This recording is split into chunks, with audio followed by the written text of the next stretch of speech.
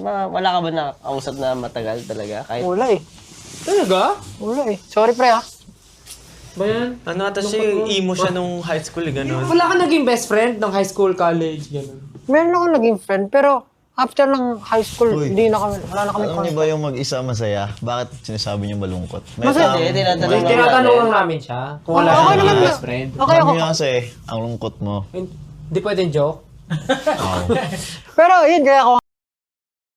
Sige, gusto ko marinig eh. Yun ba yung gusto mo sabihin? Wala ako maisip eh. Yun lang ba yung gusto mo Pero sabihin? mag-isa.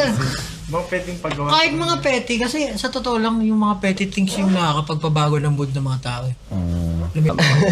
Ako kasi hindi ako ganun eh. Kasi hindi ko minamask yung sarili ko eh.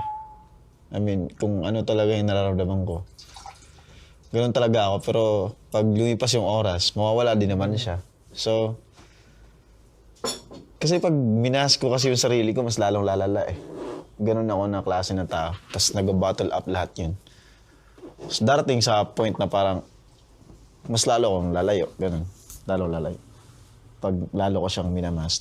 Parang ayoko kasi sa lahat ng tao. Ayoko kasi nung pinaplastic ako. Kasi kasi hindi ako plastic na tao. So as much possible, I want to be true to someone na close sa akin. Ganun. So pag tatakpan ko yung mask na yun, I feel like parang nawala yung tawag dito, yung pagiging totoo ko sa sarili ko. Tapos di ako nagiging totoo din sa ibang tao. So hindi ko tinatakpan yun.